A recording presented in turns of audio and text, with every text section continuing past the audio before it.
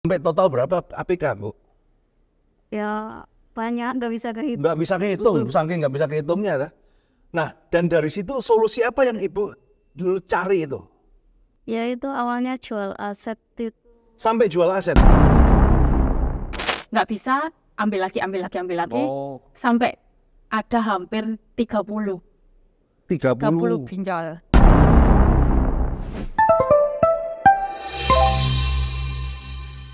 Halo Srisma, ketemu bersama saya Roy Sakti dan kali ini saya kedatangan dua orang tamu narasumber.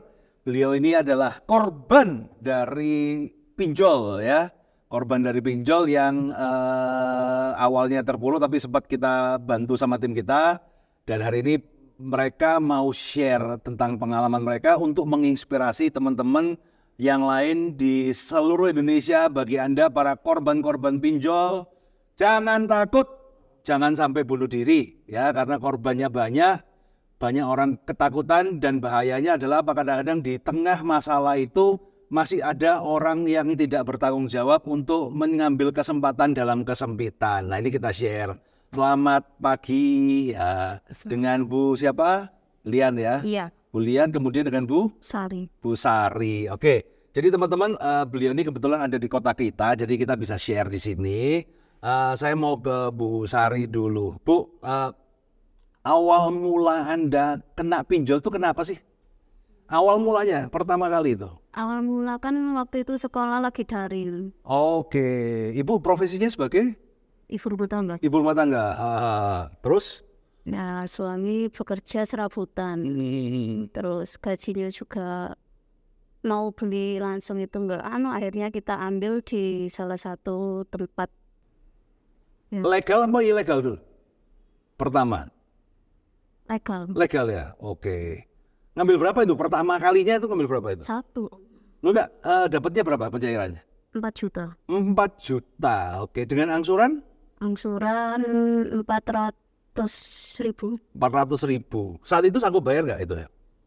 Ya awalnya bayar. Awalnya bayar. Akhirnya dana kita kurang, akhirnya ngambil ke lain lagi. Nah ini teman-teman ya, hati-hati ya teman-teman ya. Sebenarnya pinjol itu bisa diselesaikan ketika awal itu ya. Ketika awal ya kan, ini kan kayak ceritanya Bu Sari ini.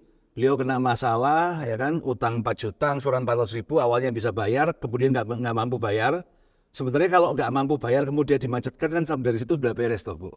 Nggak, kita lari, andai waktu dibalik ulang ya.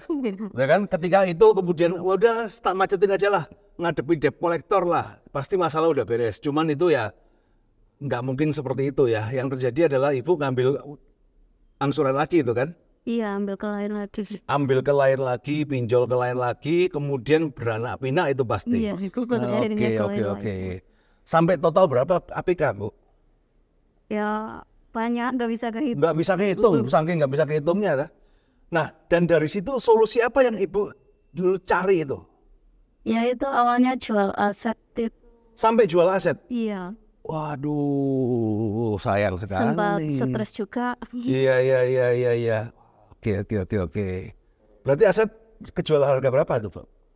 Ya pokok motor sama ponsel yang ngambil itu kejual. Kejual semua. Iya. Pertanyaannya nyelesain masalah nggak itu? Enggak juga ya. Jadi teman-teman ya, kalau sampai kamu jual-jual aset ya kan nggak akan menyelesaikan masalah teman-teman ya.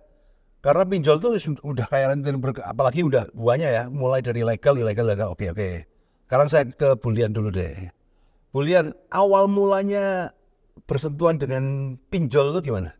Suka main si oren. Oke, Shopee ya, Iya. biasa Bobo. Suka main Shopee kemudian kena payletternya?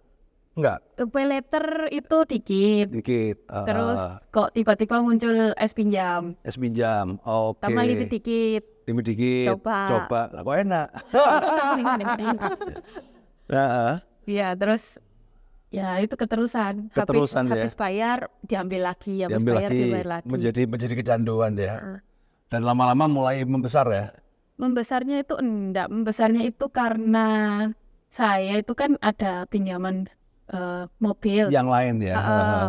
Terus di situ mulai telat sama salah satu DJ-nya itu dipaksa suruh bayar, sedangkan saya kan belum bisa.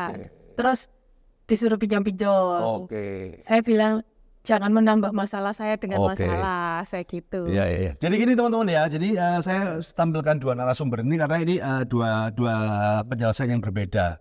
Kalau di kelas saya BDCPP itu, kalau di Bu Lian ini dia fase 2 udah nyari solusi. Fase kedua itu masih belum berkembang biak, sudah nyari solusi.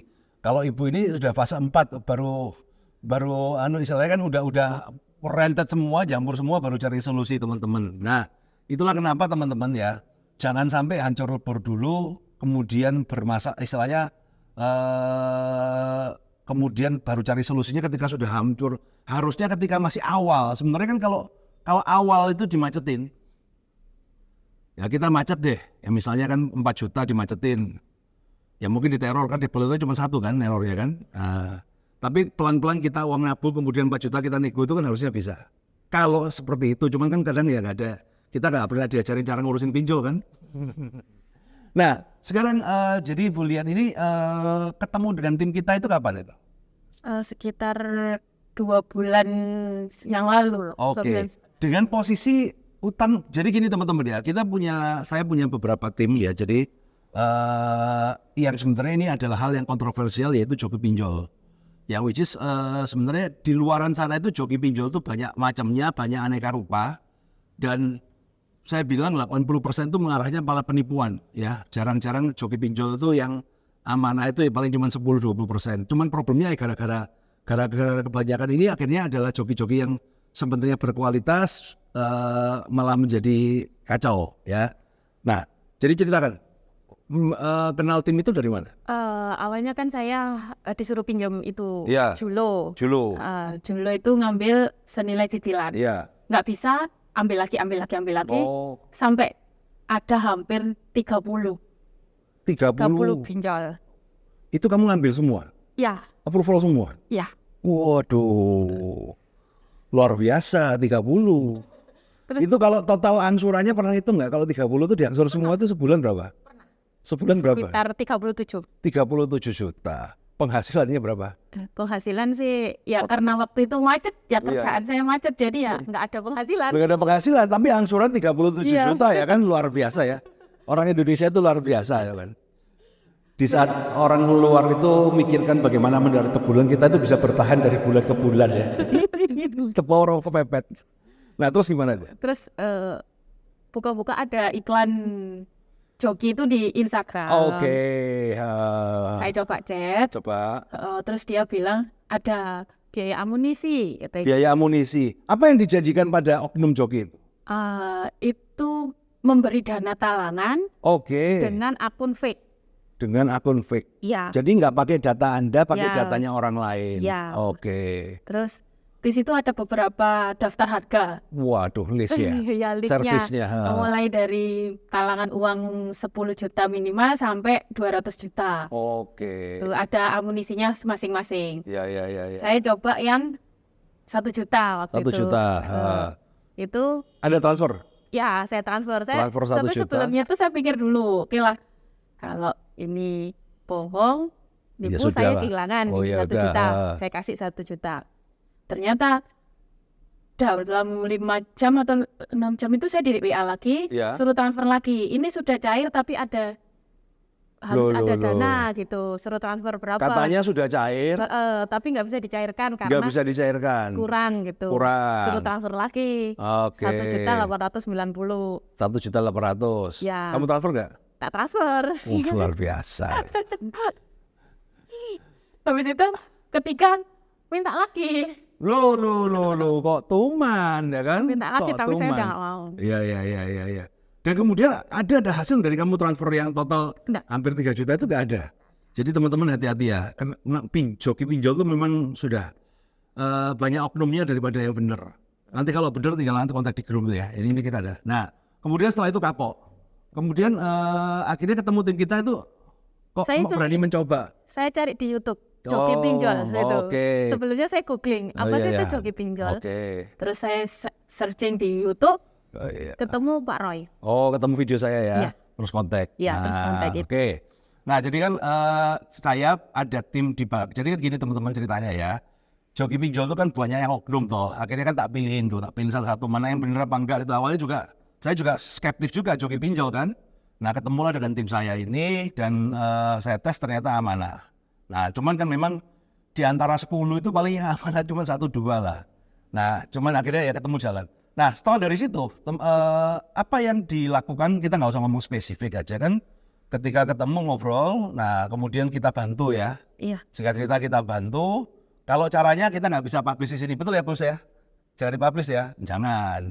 Nah intinya outputnya apa sekarang yang Anda dapatkan dari bantuan dari tim kita ini? Bantuan mental yang utama ya. Pasti, ya karena kan untuk menghadapi itu perlu mental. Nah kemudian apa lagi? Ya sekarang saya jadi lebih tenang dan nggak lagi mikir pinjol. Oke. Apakah yang legal-legal tuh bisa terselesaikan? Yang legal sebagian terselesaikan. Oke. Tapi karena mungkin keterbatasan dana, saya lepas semua. Lepas semua ya, saya kira cut loss saja ya? Ya. Oke. Dan kemudian merasakan, sekarang teror apa aja yang Anda dapat dari pinjol itu? Diskon. Diskon? Ya. Enggak teror? Nggak ada. Nggak ada teror ya? Nggak ada teror sama sekali. Oke. Nggak sampai yang dikirimin GoFood? Nggak. Nggak sampai ya? Artinya lebih tenang ya? Iya. Nah, kalau Bu siapa tadi? Son. Hah? Sari. Bu Sari, teror apa Bu yang Anda dapatkan Bu? Ya ancaman. Ancaman? Itu yang Ancamannya lewat apa aja? WhatsApp? ya WA sama email. Wis, kalau bahasanya nggak usah dibahas ya, pasti bahasanya ya begitu-gitu tuh ya kan? Nah, udah. Nah, sampai ada kunjungan nggak Bu? Udah. Sudah kunjungan. Terus pertama kali kunjungan tuh orangnya serem nggak Bu? Enggak, biasa-biasa aja ya. Oke. Nah, kemudian Anda bertemu sama tim kita itu kapan itu Bu? Waktu itu pas mau lebaran. Mau lebaran, oke.